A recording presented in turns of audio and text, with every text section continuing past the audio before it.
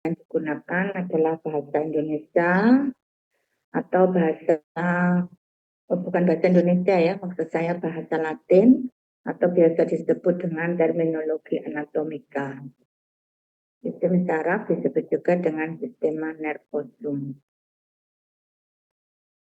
Sesuai dengan embriologinya, nanti kalau ada soal ujian ya, maka sistem saraf manusia dibagi menjadi dua, yaitu sistem saraf pusat dan sistem saraf perifer atau sistem saraf tepi.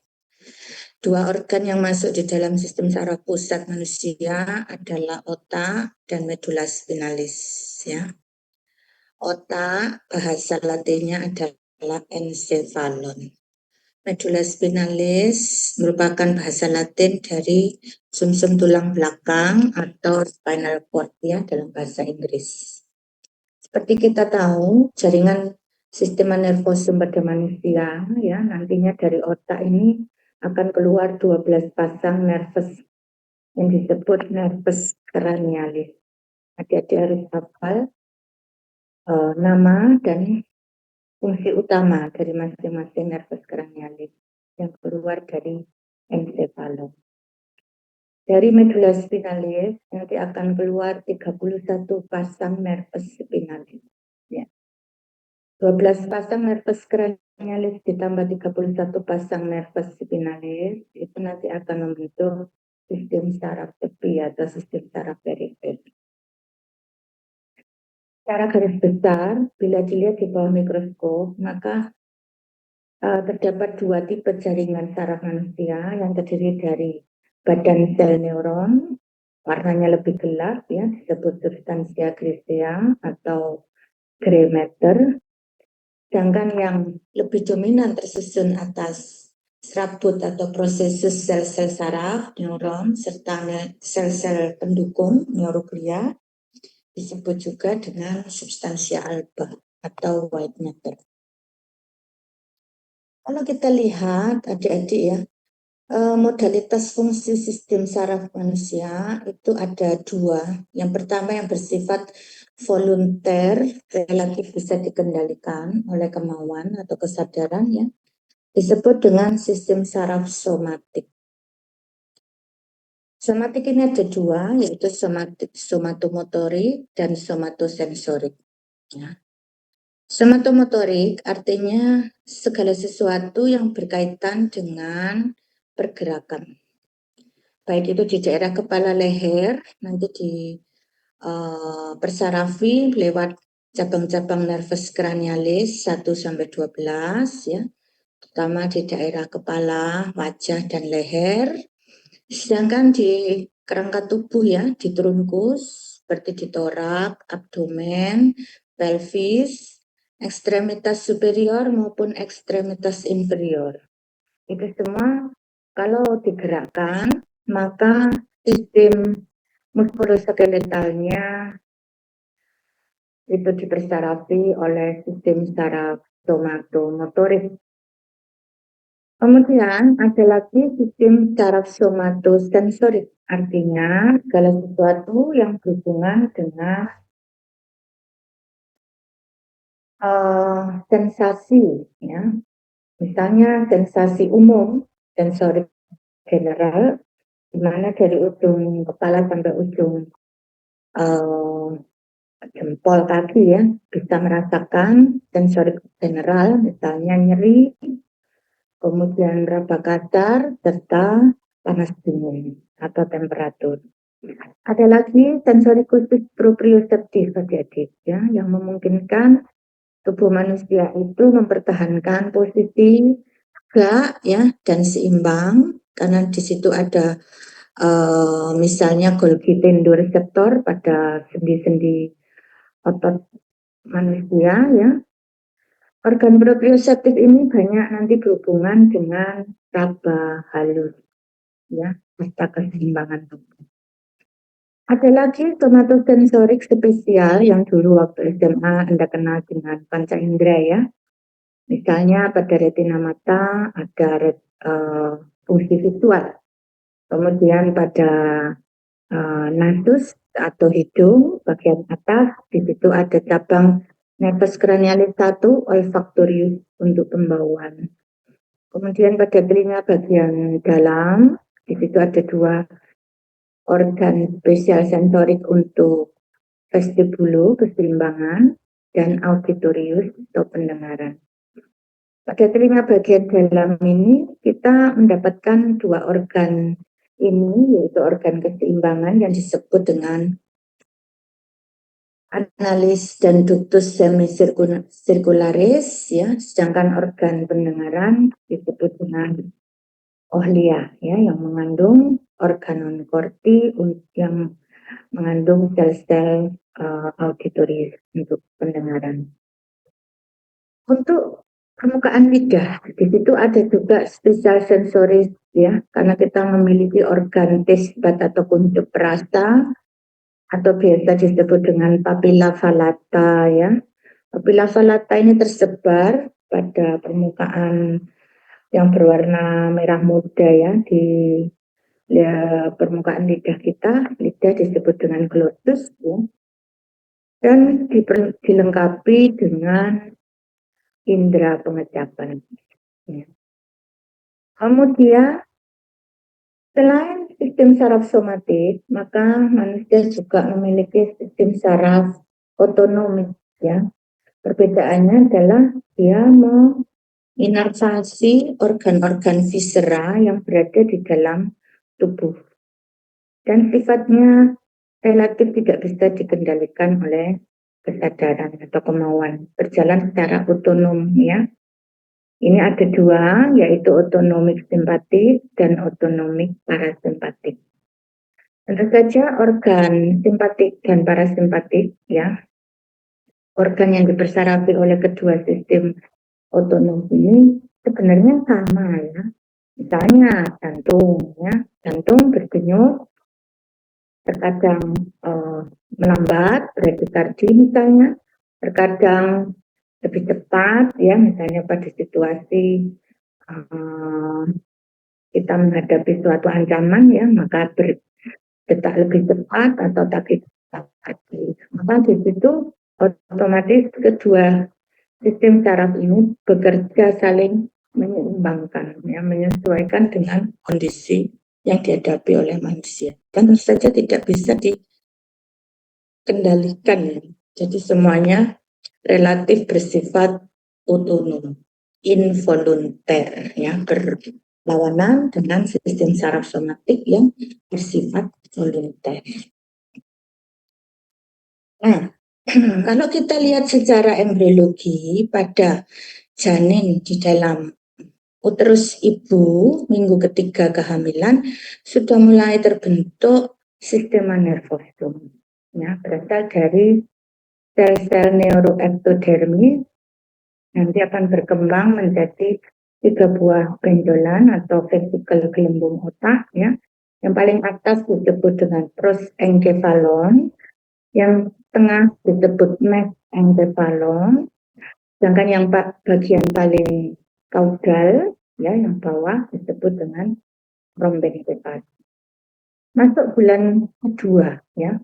Bulan kedua nanti dia akan berkembang pesat, di mana vesikel prosencephalon ini akan tumbuh menjadi 2 bagian. Bagian yang profundus disebut diencephalon, sedangkan bagian yang lebih superficial disebut dengan telencephalon. Nantinya diencephalon dan telencephalon inilah yang berkembang membentuk otak besar. Nah, otak besar ini disebut dengan cerebrum. Cerebrum pada manusia itu memiliki 2 bagian hemisfer, hemisfer kanan dan hemisfer kiri, ya. Nah, selain cerebrum atau otak besar, tentu saja dia memiliki batang otak. Batang otak ini dimulai dari bagian bawah dari diencephalon, terus, ya, sampai ke mesencephalon, sampai ke rhombencephalon. Batang otak ini di bagian rhombencephalon juga nanti akan berkembang menjadi 2. Yang bagian atas, ya, terdiri dari 2 buah benjolan, yaitu pons di bagian depan, dan otak kecil atau cerebellum di bagian belakang atau dorsal. Bersama-sama dengan cerebellum ini disebut dengan mesencephalon. Di bagian bawah dari mesencephalon ini adik bisa mendapatkan bagian akhiran dari batang otak, yaitu mielencephalon yang terdiri dari medulla oblongata. Nantinya medulla oblongata ini akan continue dengan medulla spinalis atau spinal cord yang berjalan di dalam foramen medulla spinalis sepanjang curvatura vertebra di bagian punggung, ya, bagian punggung tubuh kita. Nah, jadi kalau kita lihat di bagian tengah, ya, itu ternyata terisi suatu cairan atau liquor cerebrospinalis ini untuk membantu metabolisme dari jaringan sistem saraf manusia, ya. Liquor cerebrospinalis ini berjalan di suatu ruangan yang terletak di bagian tengah dari jaringan encephalon dan juga medulla spinalis, ya. Ruangan itu disebut dengan sistem ventricle. Kalau kita lihat sistem ventricle yang terletak di telencephalon itu karena ada dua hemisfer, ya, cerebral hemisfer kiri dan kanan, maka ventricle lateralnya ada dua, kiri dan kanan. Dan nanti dia akan dihubungkan dengan ventricle ketiga pada diencephalon oleh suatu saluran, ya, yang disebut dengan foramen interventricularis monroe. Kemudian kalau kita lihat ventricle ketiga akan dihubungkan dengan ventricle keempat yang terletak pada rhombencephalon dan keduanya dihubungkan oleh aqueductus cerebri yang terletak di vesikel otak tengah, ya, midbrain atau mesencephalon. Sistem ventricle otak ini nanti akan berhubungan dengan canalis centralis yang terletak di tengah medulla spinalis, ya, sama isinya liquor cerebrospinalis. Siapa yang menghasilkan liquor cerebrospinalis? Ya, liquor ini dihasilkan oleh kapiler khusus, ya, yang terletak di atap maupun di lantai dari ventricle otak yang disebut dengan plexus choroides. Bila terjadi gangguan, namanya aliran sekresi resorpsi dari liquor, maka bisa terjadi penyakit yang disebut dengan hidrocephalus. Ya. Kemana liquor cerebrospinalis ini nanti diserap? Liquor cerebrospinalis ini nanti akan diserap ke ruangan di antara selaput otak yang disebut dengan meninges. Kita tahu bahwa cerebrum dan medulla spinalis itu memiliki selaput pembungkus berturut-turut dari superficial ke profundus, ya, disebut dengan dura mater di bagian paling luar. Di bagian yang paling dalam ada pia mater dan diantaranya terdapat arachnoid mater. Cairan cerebrospinalis akan diserap, ya, di antara lapisan arachnoid dan pia mater dan masuk ke dalam suatu ruangan yang disebut spatium subarachnoid. Nantinya dari spatium subarachnoid dia akan diserap oleh sistem vena di dalam kranium. Sistem vena di dalam kranium kita, karena lokasinya itu lebih tinggi dari jantung, tidak memiliki katup, ya, seperti vena di tempat lain. Dan sistem vena intrakranial itu berhubungan dengan vena-vena di daerah ekstrakranial, terutama di daerah wajah.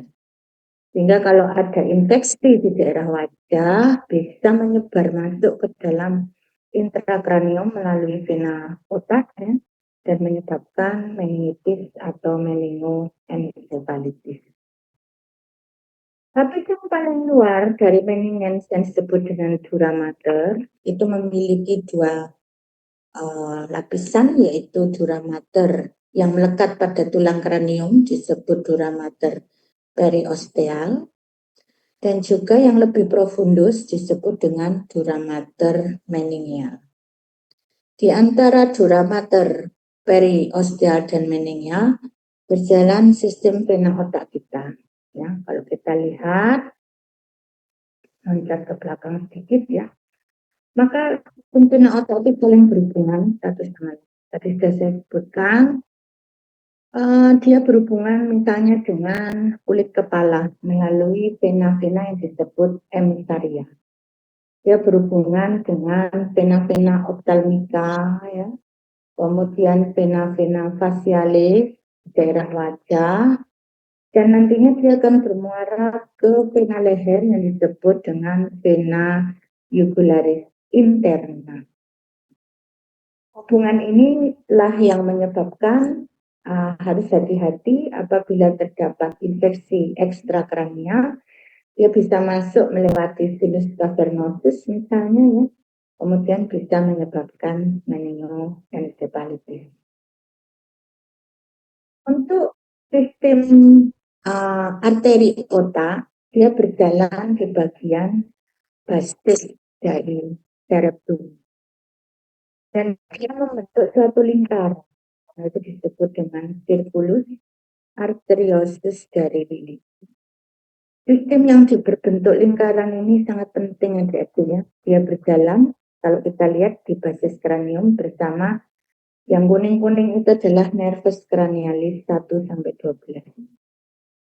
Nah, kalau kita lihat, ada dua sumber arterialisasi otak. Yang pertama, berasal dari cabang arteri karotis interna. Arteri karotis interna merupakan cabang dari arteri karotis communis di daerah leher. Ya. Di sebelah kiri dia keluar langsung dari arcus aorta. Di sebelah kanan arteri karotis communis ini keluar dari arteri yang disebut arteri brachiocephalika. Arteri brachiocephalika ini sebelah kanan. Karena sebelah kanan tidak ada arcus aorta ya. Arcus aorta hanya terdapat di sebelah kiri. Kemudian sistem kedua dari circulus Willis ini adalah berasal dari cabang arteri vertebralis. Ya. Arteri vertebralis ini sebelah kiri keluar dari cabang arteri subclavia. Begitu pula dengan yang sebelah kanan ya. Dia keluar dari arteri subclavia di daerah leher. Arteri vertebralis ini akan berjalan di dalam lubang yang terdapat di samping terdapat di dalam tulang vertebra cervicalis ya, lokasinya di lateral di samping kiri kanan, disebut dengan foramen transversarium. Kemudian dari foramen transversarium ini, arteri vertebralis kiri kanan akan masuk ke dalam kranium dan membentuk arteri basilaris. Dari arteri basilaris ini nanti dia akan bercabang-cabang ya. Di antaranya arteri cerebri posterior kiri kanan. Kemudian cabang untuk arteri cerebellum itu otak kecil ya, arteri cerebelli superior ya. Dan juga arteri cerebelli yang inferior anterior. Sedangkan arteri cerebelli yang inferior posterior biasanya keluar dari arteri vertebralis. Selain untuk cerebellum dan cerebri posterior, dari sistem arteri vertebrobasilaris juga akan mengeluarkan cabang untuk medulla spinalis yang disebut arteri spinalis. Ada 3 ya, arteri spinalis anterior dan 2 arteri spinalis posterior. Bagaimana dengan yang cerebri karotis interna ya? Arteri karotis interna dia akan meneruskan diri membentuk arteri cerebri media. Kemudian dia juga akan mengeluarkan cabang arteri cerebri anterior kiri kanan yang dihubungkan oleh arteri komunikans anterior.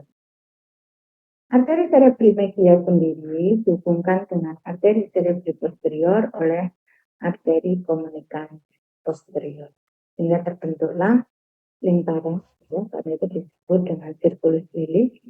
Lingkaran ini sangat penting adik-adik, terutama pada kasus stroke ya, misalnya stroke di daerah kiri masih bisa dianatomosis kompensasi dari cabang sirkulus arteriosus wilis yang sebelah kanan dan kiri.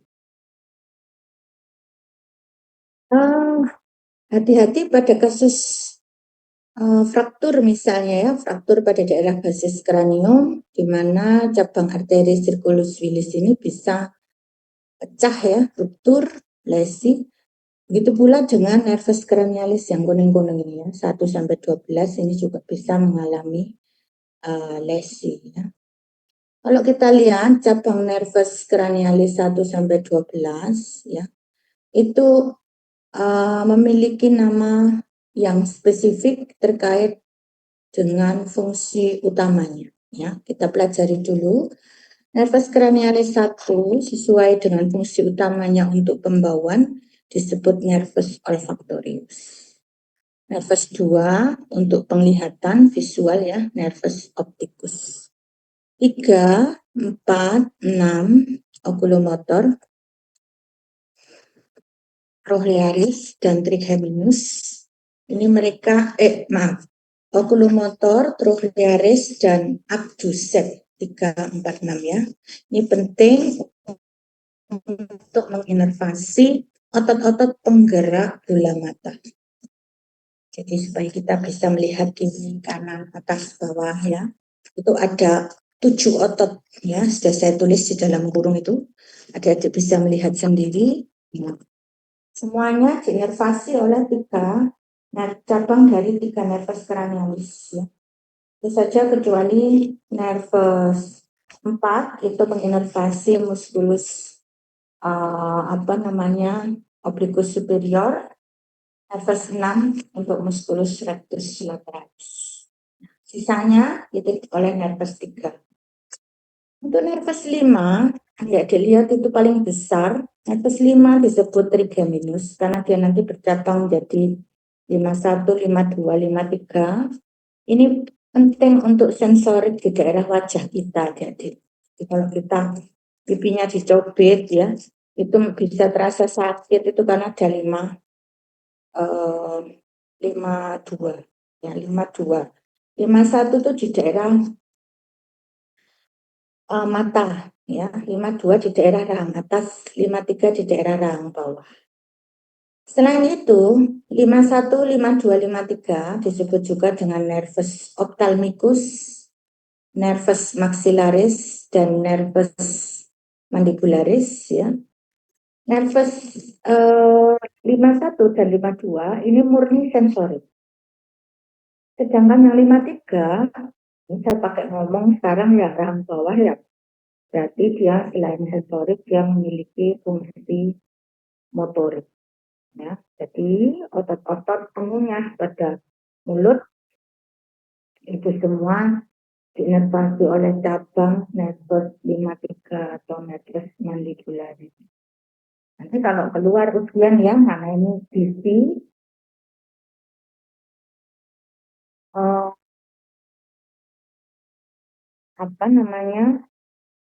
sebutkan otot-otot pengunyah ya, yang diinervasi oleh 53, adik-adik bisa menjawab. Yang pertama musculus masseter, yang kedua musculus pterygoideus medial, yang ketiga musculus pterygoideus lateral, dan yang keempat musculus temporalis. Ya.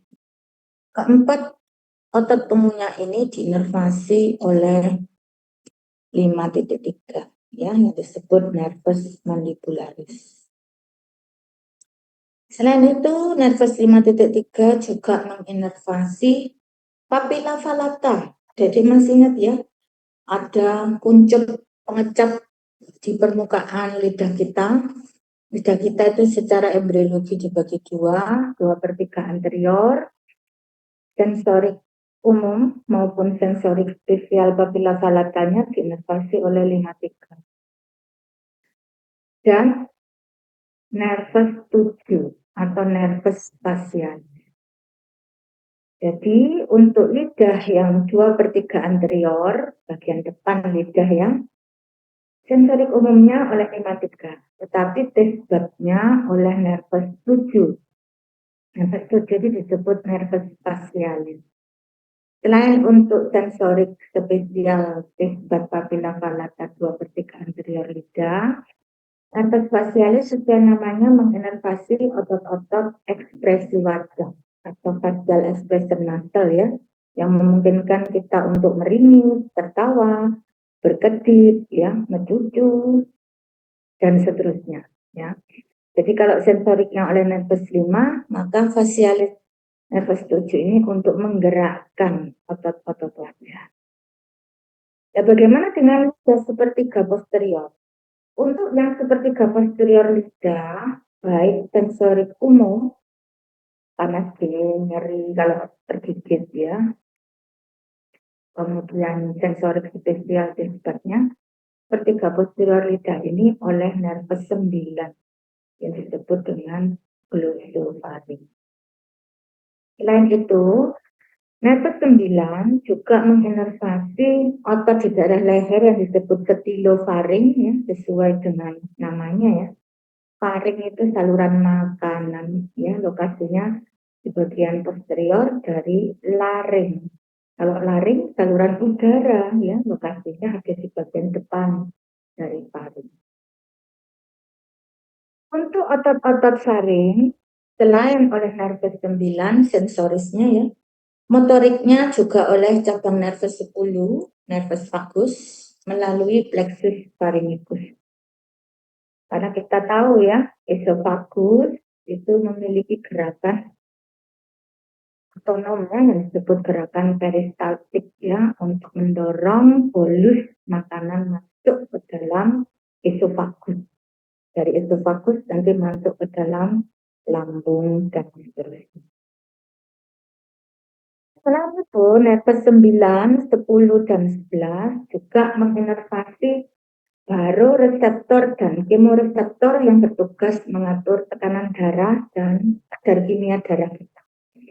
Ada reseptor di pembuluh arteri karotis komunis ya di leher kita yang disebut dengan sinus dan corpus caroticum yang bertugas untuk menjaga baru ya tekanan darah serta kemo pH darah kita, kemoreseptor.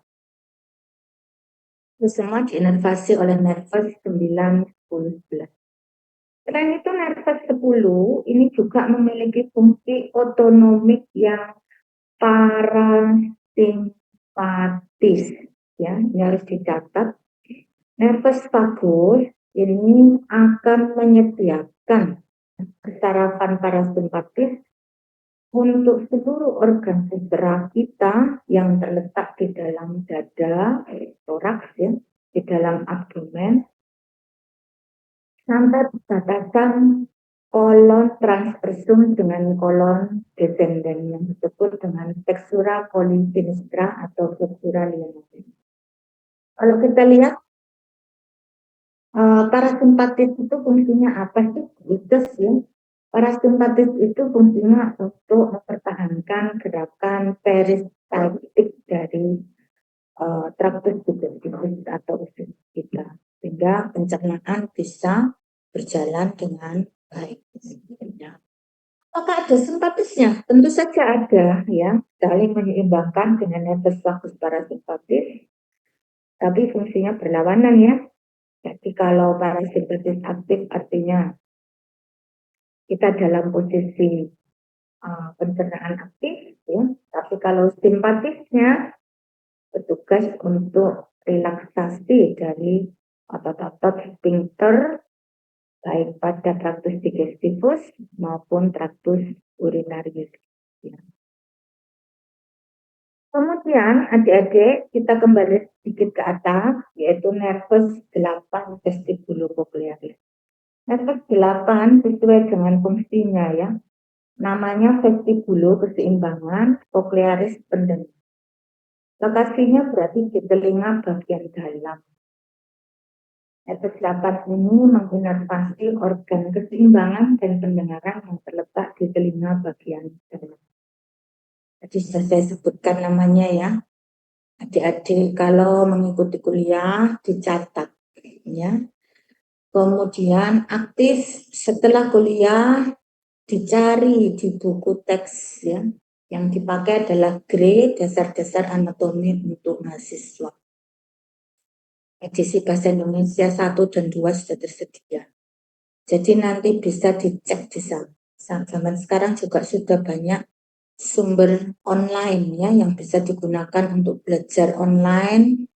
Adik-adik bisa menggunakan misalnya teachmeanatomy.com juga boleh ya. Dicek kembali nama struktur yang ada ya, yang saya terangkan hari ini. Idealnya tadi malam adik-adik sudah membaca sedikit ya, sehingga pagi ini sudah tahu ya ketika saya menyebutkan nervus vestibulocochlearis, adik-adik sudah paham sedikit ya. Kemudian jangan lupa ya untuk dianggap masuk wajib mengikuti seluruh Zoom ya, tidak bisa live Zoom ya. Kalau live Zoom dianggap tidak masuk karena ini sudah saya record ya. Kemudian adik-adik kita lanjutkan nervus 11, aksesorius.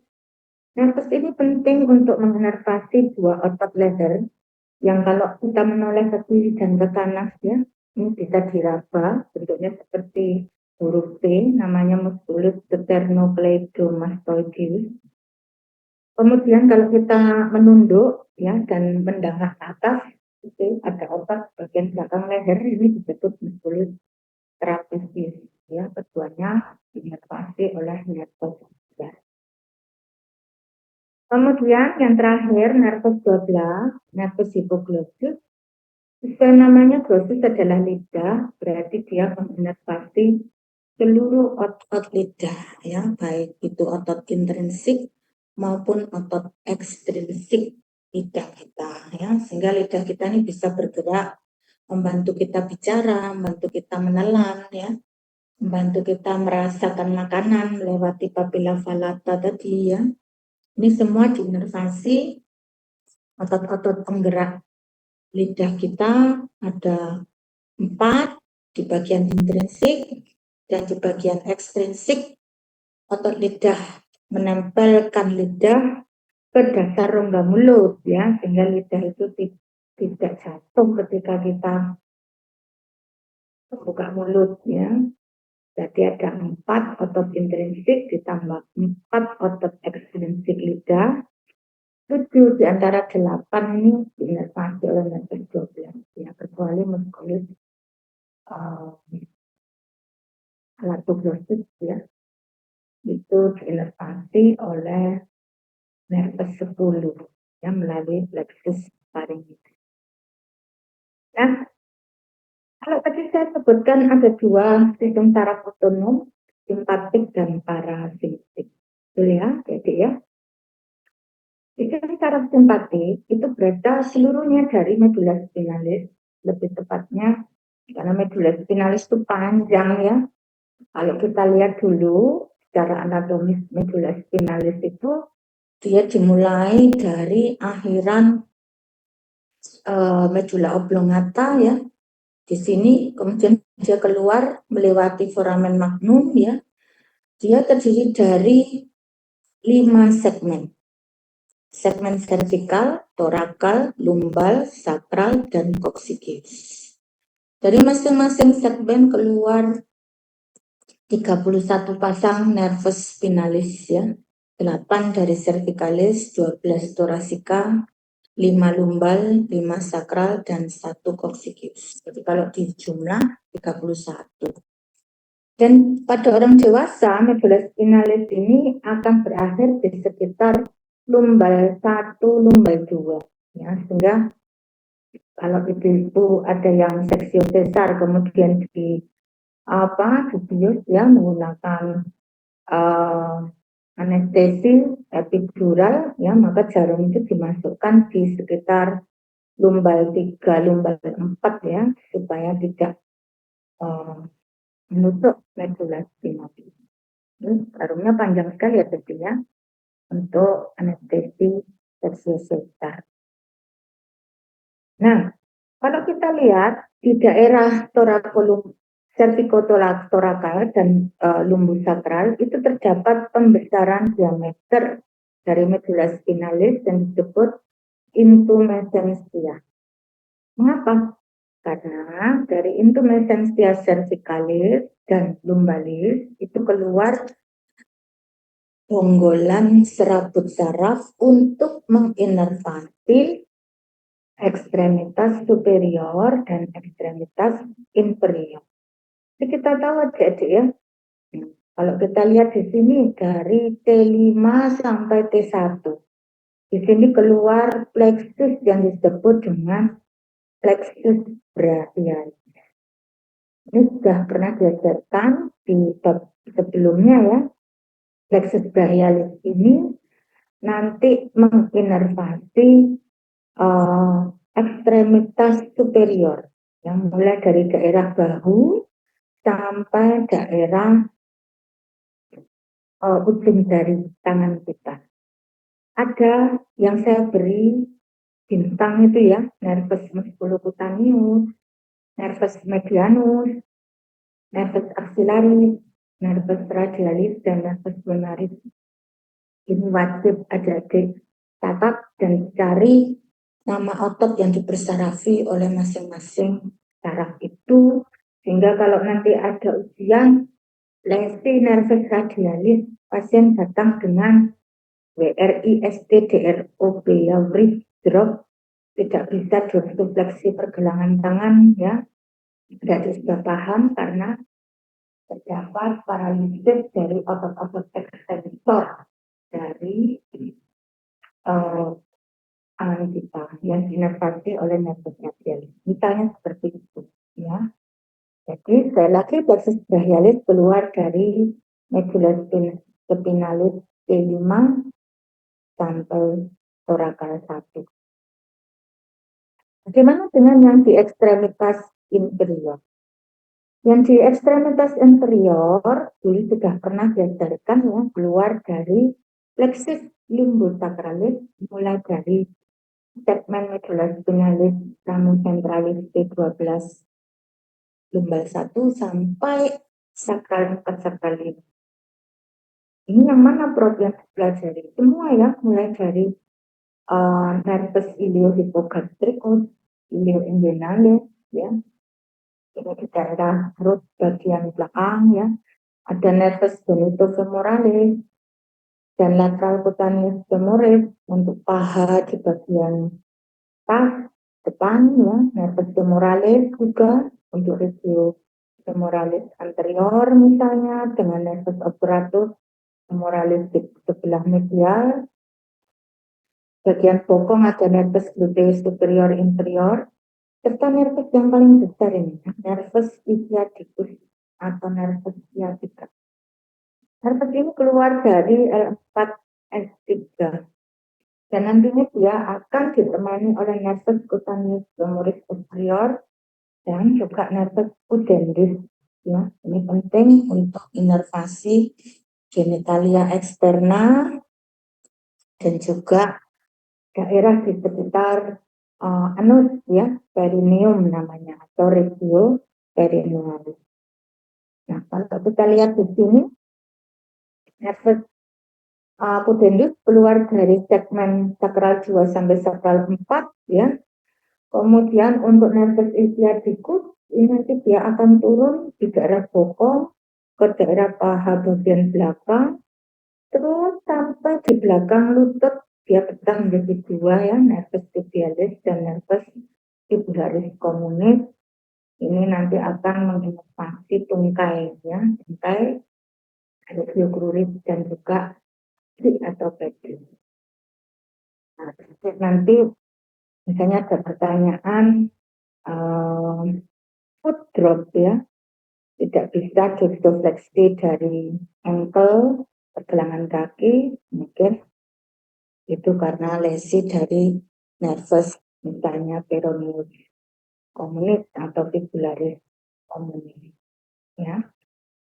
Karena kita tahu nervus ini terletak di perkutan, ya, dekat dengan lutut sebelah lateral. Ya, kalau kedaduk pinggiran liga misalnya, ya, rasa seperti setrum, ya. Nah, kita kembali ke depan. Setelah membicarakan medulus spinalis, sekarang kita lihat medulus spinalis yang panjang itu. Kalau misalnya diiris, ya, kemudian dilihat dari atas, ya, maka di daerah anterior itu keluar syarat untuk motorik. Di daerah yang belakang, dorsal, ini keluar saraf-saraf sensorik.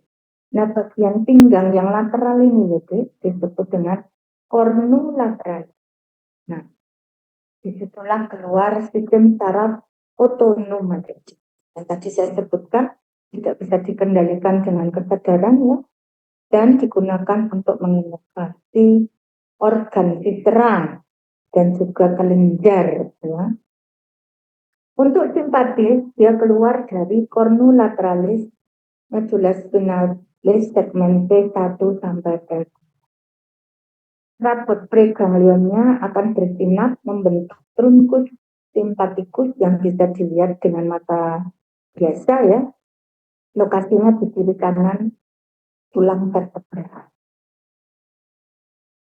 Trunkus simpatikus ini terdiri dari rantai biji-biji tasbih, ya. Biji-bijinya itu disebut dengan ganglion simpatikus. Jangan dicari trunkus parasimpatikus, tidak ada, jadi. Mengapa? Karena ganglion parasimpatik itu mikroskopis.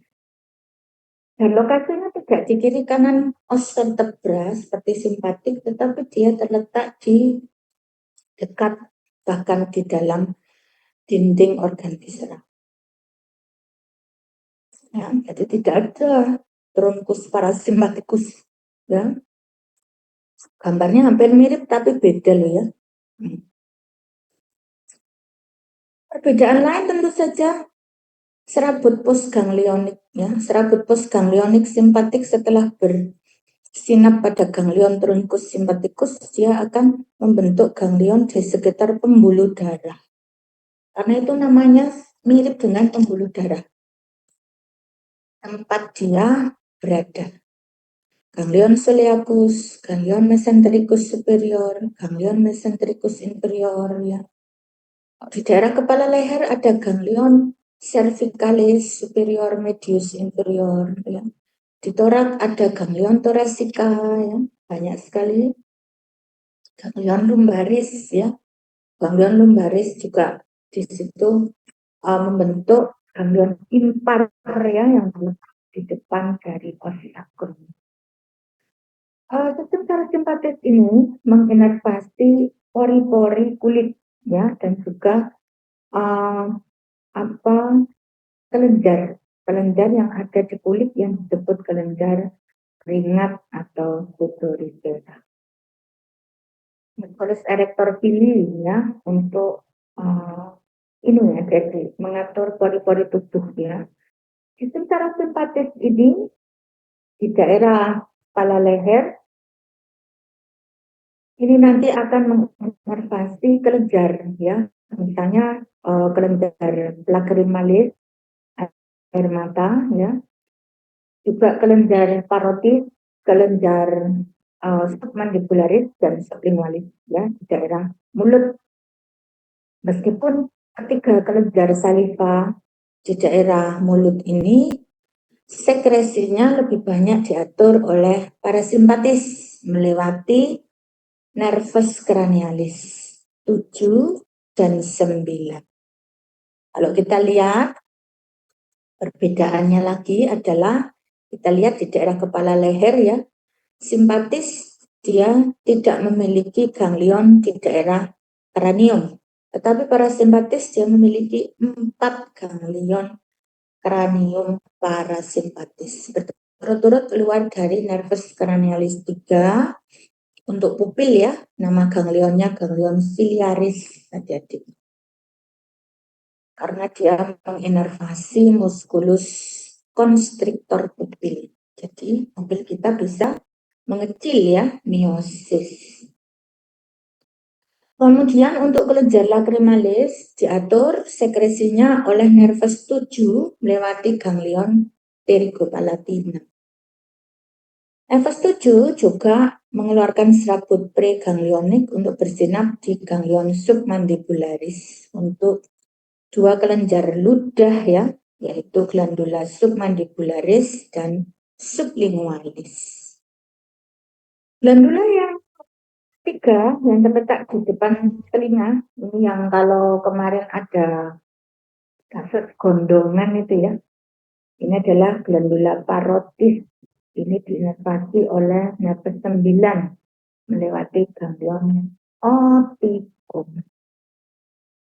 Nah, bagaimana dengan nervus 10? Tadi sudah saya sebutkan ya, dia sangat sakti, dia memberikan seluruh parasimpatis untuk organ di daerah thorax dan abdomen sampai perbatasan flexura coli sinistra, distal dari flexura coli sinistra atau flexura linealis bersama organ urogenitalia ini mendapatkan parasimpatis dari S2S4 yang disebut nervus staphylococcus pelvicus. Ingat-ingat ya, Plangnicus itu biasanya simpatis, kecuali Plangnicus pelvicus yang keluar dari cornulateralis S2S4 ini bersifat parasimpatis. Nah, kalau yang di simpatis tentu saja beda ganglionnya ya. Untuk urogenitalia misalnya dia diinervasi simpatisnya dari serabut postganglionik ganglion mesentericus inferior. Ya. Sedangkan untuk traktus digestivus pencernaan itu diinervasi oleh serabut postganglionik dari ganglion ciliaku ya, dan juga dari ganglion mesentericus superior ya, sampai setinggi flexura coli ini. Flexura coli ini.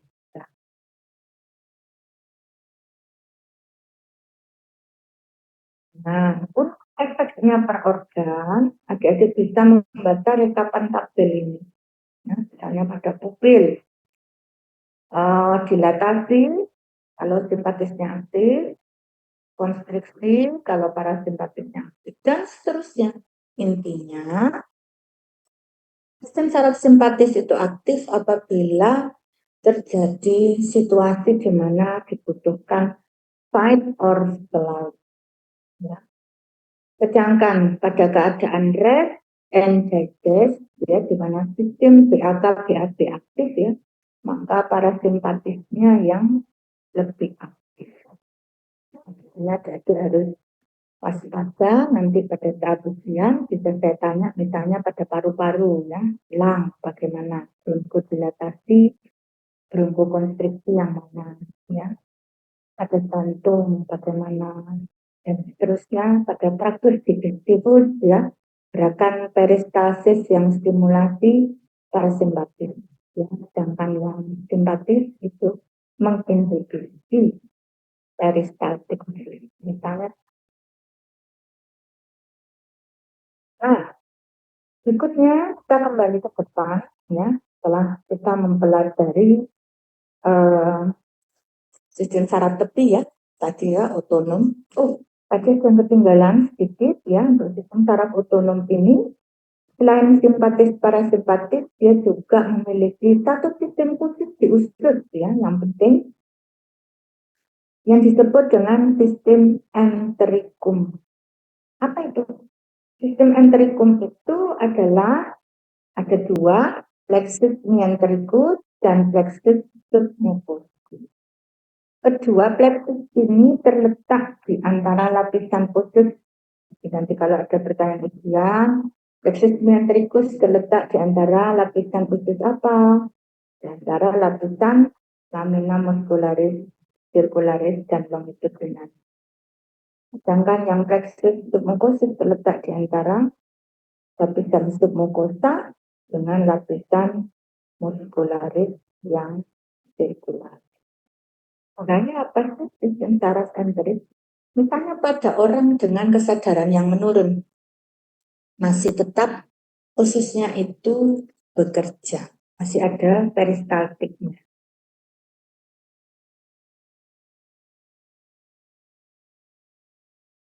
Sehingga pasien-pasien dengan kesadaran yang menurun masih tetap diberi makanan cair ya, total parenteral nutrition melewati nasogastrik tube maupun uh, selang lambung ya, atau bisa disebut orofaringnya juga bisa dijelaskan lewat itu. Karena khususnya masih bekerja ya kan dari. Nah, sekarang kita kembali ke depan ya, kita kembali ke otak ya, adik ya, encephalon. Kalau kita lihat, maka otak kita tadi ada dua cerebral hemisfer kiri dan kanan ya. Kalau dilihat ya, ada sebelah kiri, ada sebelah kanan ya. Kemudian di permukaannya itu tidak rata, tetapi ada gyrus dan sulcus ya. Sesuai dengan posisinya, maka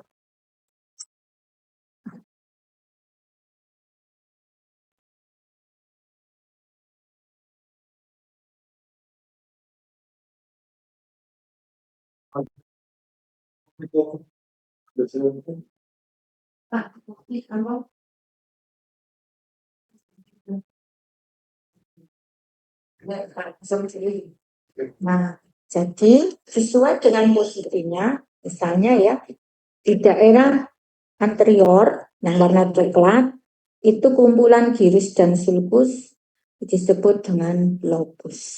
Ya. Lobus di daerah anterior disebut dengan lobus frontalis. Sedangkan yang di bagian tengah, yang warna ungu, disebut lobus parietalis. Ya. Di bagian belakang yang hijau disebut lobus occipitalis. Dan di bagian lateral kiri kanan yang warna biru disebut lobus temporalis. Sesuai dengan fungsinya ya, kalau kita lihat adik-adik, maka lobus-lobus ini diberi nomor ya oleh seorang ilmuwan yang disebut dengan Brodmann.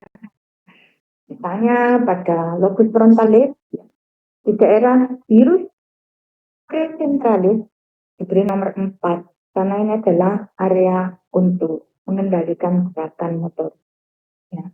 Sedangkan virus konsentralis di lobus parietalis diberi nomor 312, ini adalah untuk mengendalikan sensorik, adik-adik, mengendalikan sensorik.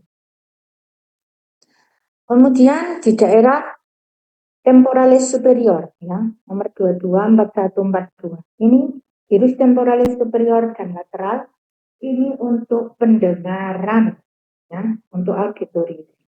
Jangan di belakang, Brodmann 17, 18, 19, lobus occipitalis ini untuk mengendalikan visual atau penglihatan. Nah, kalau kita lihat di daerah frontalis inferior ya, didapatkan area khusus nomor 4445 yang disebut dengan area berbahasa motorik Broca.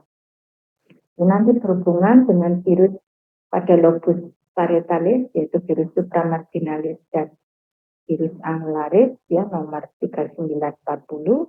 Ini namanya area untuk pemahaman bahasa. Area 4445 disebut area Broca untuk menghasilkan bahasa. Area 3940 itu untuk pemahaman bahasa. Disebut area Wernicke. Kalau terjadi kelainan pada kedua area itu, kelainan berbahasa, misalnya pada anak-anak yang lambat berbicara ya, atau kalau jejak bicara, tanya A, jawabannya B, tanya B, jawabannya C ya, mungkin Wernicke-nya nggak bagus.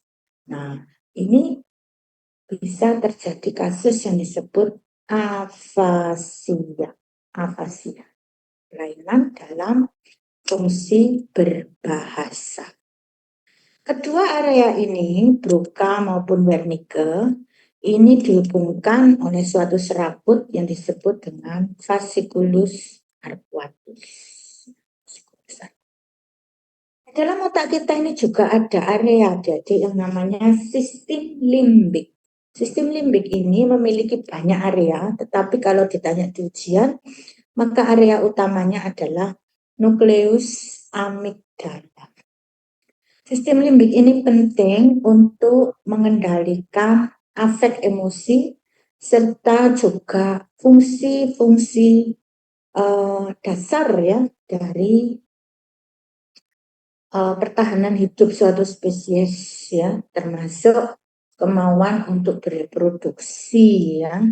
Dan sistem limbik kita ini terhubung dengan proses ingatan.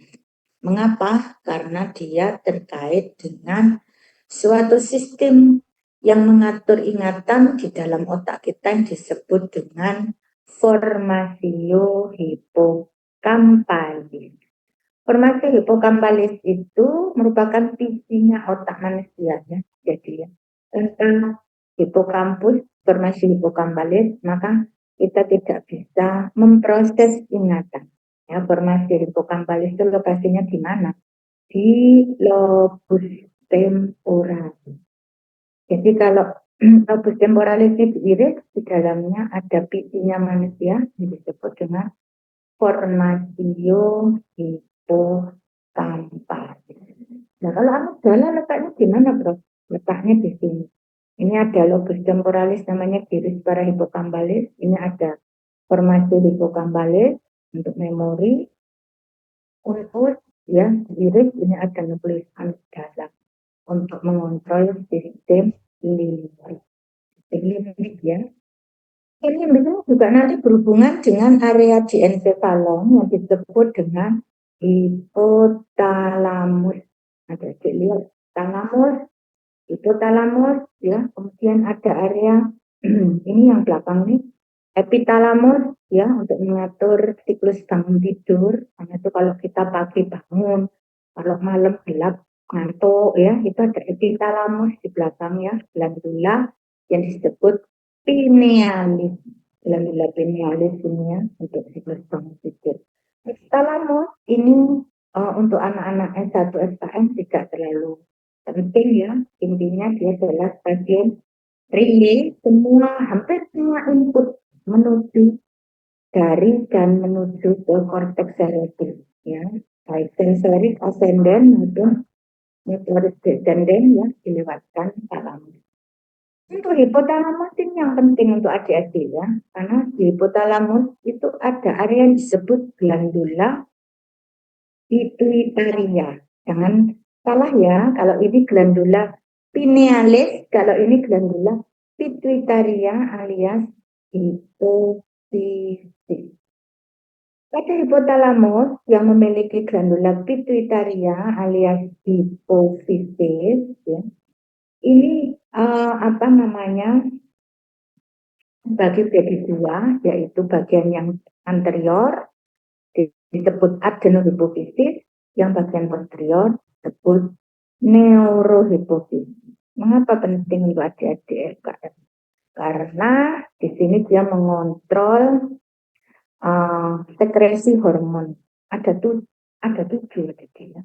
5 dikontrol oleh adenohipofisis, termasuk FSH, ya. ACTH, SH, tirotropin stimulating hormon, ya, prolaktin dan growth hormone. Sedangkan yang di neurohipofisis ini mengontrol apa namanya, antidiuretik hormon, ACTH, dan juga vasopressin oksitosin.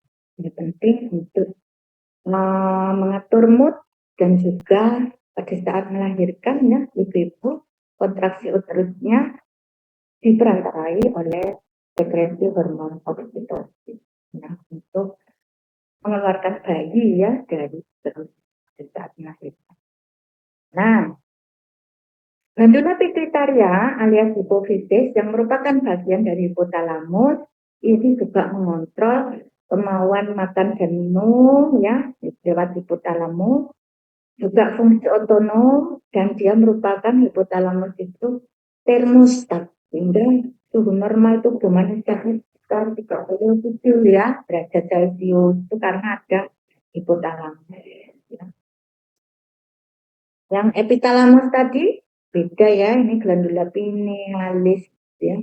Glandula pinealis itu yang tadi untuk mengatur circadian ritme siklus bangun tidur karena dia akan mengontrol sekresi hormon melatonin.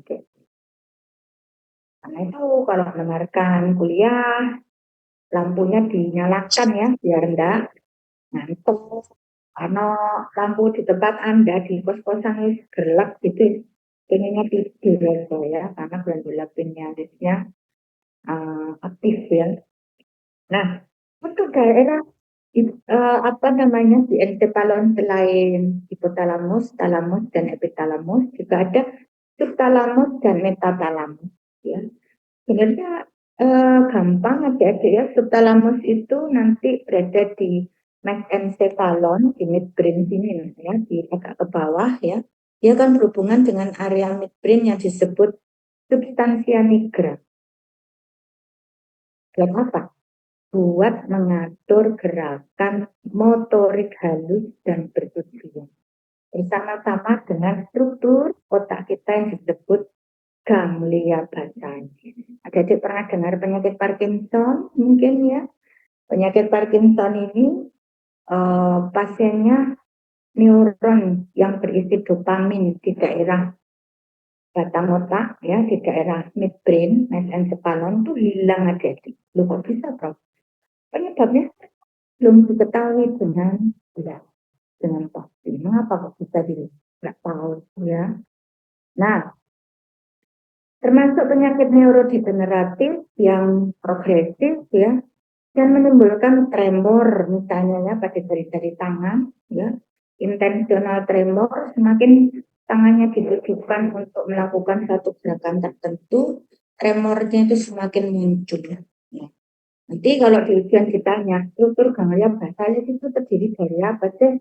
Terdiri dari nukleus caudatus ya, kemudian nukleus landiformis yang terdiri dari putamen dan globus pallidus, claustrum, serta ada hubungannya dengan sistem limbik nukleus amigdala tadi lebih. Dan jangan lupa ya nanti berhubungan dengan substansia nigra dari mesencephalon ya, dan juga nukleus subtalamus dan nukleus cerebel yang terlibat di atau mesencephalon. Nah, batang otak sendiri kalau kita lihat fungsinya sangat banyak. Dia merupakan tempat untuk apa namanya nukleus dari nervus cranialis nomor 3 sampai nomor 12. Ya, nomor 1, 2 enggak, karena yang nomor 1, 2 keluar di bagian depannya batang otak. Ya, kalau kita lihat batang otak itu dia di bagian bawah ya, mulai dari diencephalon sampai medulla oblongata. Selain itu yang penting yang nomor 4 ini adik-adik. Di situ didapatkan nukleus yang disebut formatio reticularis. Apa itu formatio reticularis? Formatio reticularis itu adalah nukleus tempat menyimpan fungsi vital manusia. Apa fungsi vital kita, Bro? Ada 3, adik-adik. Yang pertama, kesadaran, arousal. Yang kedua, respirasi. Yang ketiga, kardiovaskuler. Tanpa formatio reticularis, 3 fungsi vital manusia ini bisa hilang. Contohnya, Bro? Contohnya ketika kalau kita lihat ada kecelakaan lalu lintas, ya, kemudian fiksasi di daerah leher, hati-hati ya. Pada saat mengangkut korban kecelakaan lalu lintas, ini ada vertebra cervical 1, cervical 2. Ini harus difiksasi kepala leher pada saat mengangkut transportasi korban kecelakaan. Kalau tidak nanti bila terjadi fraktur, dia bisa menekan medulla oblongata. Di sini ada nukleus reticularis. Bahasanya tadinya masih melek ya, ketika dipindah transportasi, dia bisa kehilangan kesadaran dan meninggal dunia ya karena respiratory rate dan detak jantungnya turun secara mendadak ya akibat kompresi fraktur servikal sabadan. Dan itu ada gunanya mengikuti pelatihan basic life support sehingga kalau ada kecelakaan bisa menolong dengan benar ya. Dan itu ada lihat di TV ya kalau ada kecelakaan areanya diamankan saja sambil menunggu petugas ya. Jadi tidak lagi diangkut-angkut pasiennya dipindah-pindah ke sana sini ya, tidak lagi seperti itu. Nah sekarang Pak, bagian yang batang otak itu kan ini ya adik-adik ya, tadi yang medulla oblongata, ini medulla spinalis, ini pons, ini cerebellum. Kalau pons fungsinya apa Prof? Pons itu untuk mengatur pernafasan juga ya. Sedangkan cerebellum ini memiliki nukleus ya adik-adik ya. Nukleus cerebellum itu namanya nukleus dentatus, dentatus, emboliforme, pastegia, dan globus. DESD. Dentatus, emboliforme, pastegia, dan globus. Belum terlibat dalam fungsi koordinasi motorik karena dentatus. Nah ya, mohon maaf ya, ini ada pembangunan gedung tingkat 14 di belakang kantor saya. Sebentar lagi kita selesaikan ya kuliahnya ya. Kemudian untuk emboliform dan globusus ini untuk mengatur tonus otot. Sedangkan fastigial ini untuk mempertahankan keseimbangan. Ya, keseimbangan. Nah, saya rasa untuk bagian terakhir dari kuliah saya adalah homunculus cerebri. Adik masih ingat ya, di lobus frontalis, tepatnya di gyrus presentral, dan di lobus parietalis, tepatnya di gyrus postcentralis, masing-masing terdapat fungsi motorik dan sensor. Betul ya? Tetapi perlu diingat bahwa serabut otak kita itu berjalan menyilang adik-adik. Dari medulla spinalis menuju ke korteks cerebri itu menyilang. Jadi dari bagian kiri masuk ke otak kanan dan sebaliknya. Apa semua traktus itu menyilang, Prof? Iya, hampir semua. Ada beberapa yang tidak ya, seperti traktus vestibulospinal, retikulospinal itu tidak menyilang. Tapi traktus lain yang membawa fungsi descending motorik ya, yang mengontrol gerakan jalan kaki misalnya yang disebut traktus verticospinalis itu menyilang ada. Corticospinalis itu menyilangnya di mana? Persilangannya terletak di decussatio piramidalis, yaitu perbatasan antara medulla oblongata dengan medulla spinalis. Jadi di sini ada di mana ya? Mana tadi ponsinya ya? Kelihatan ini di decussatio piramidalis. Ini ada di sini. Menghilang sama lembut-lembut gitu. Iya, jadi ya. Ini kan medulla oblongata, ini spinalis. Ini menghilang di sini. Ya, proses kortikospinalis ini menyilang sehingga kalau ada stroke di daerah otak kiri, lumpuhnya di daerah kanan dan sebaliknya. Kalau proses kortikospinalis motorik menyilang, descending, kalau yang ascending, yang untuk sensorik itu, yang tadi misalnya, suhu, ya, nyeri, itu juga menyilang. Traktusnya disebut traktus spinoalamicus. Tapi menyilangnya tidak di decussatio piramidalis ya, menyilangnya di medulla spinalis dan tidak kelihatan jelas seperti corticospinalis.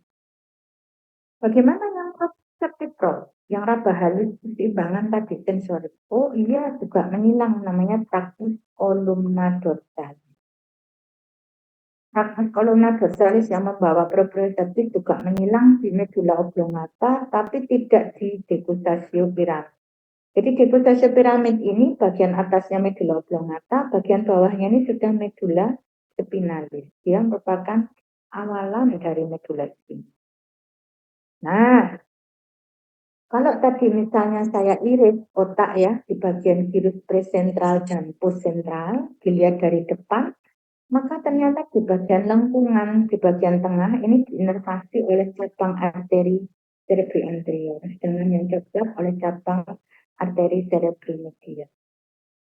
Jadi kalau ada soal misalnya Nyonya X 70 tahun datang dengan keluhan tidak bisa menggerakkan tungkai bawah sebelah kiri ya, sejak 3 hari yang lalu. Berarti diduga stroke akibat kelainan cabang arteri mana? Jawabannya, kalau tungkai sebelah kiri tidak bisa gerak, berarti lihat yang gambar motorik ya. Tungkai berarti ini, berarti dia adalah cabang arteri cerebri anterior. Kalau tungkai kiri berarti cabang arteri cerebri anterior yang kanan. Ya, yang kanan. Karena kan kontralateral. Menyilang berarti ya. Di sana lagi. Tuan B, 90 tahun, datang dengan keluhan bagian dada sebelah kanan kesemutan dan tidak bisa terasa, dirabai tidak terasa. Ya. Sejak 2 hari yang lalu diduga stroke. Nah, kemungkinan kena vagus spinothalamus ya. Berarti kelainan cabang arteri yang mana? Karena dada sebelah kiri ya. Maka kita lihat kelainan sensorik dada itu trunkus ya. Berarti laki-laki kemungkinan cabang arteri cerebri anterior sebelah kanan karena tragus spinothalamus sensorik tadi juga menyilang. Itulah gambar ini disebut dengan homunculus cerebri. Misalnya di pelo ya, tang. Kalau pelo berarti yang kena adalah cabang arteri cerebri media. Jadi dari cerebri media yang sebelah mana tinggal dilihat lidahnya pelo ke kiri, berarti dia lesi sebelah kiri ya. Jadi ya nervus sebelah kiri, struknya mungkin sebelah kanan ya, seperti itu. Lalu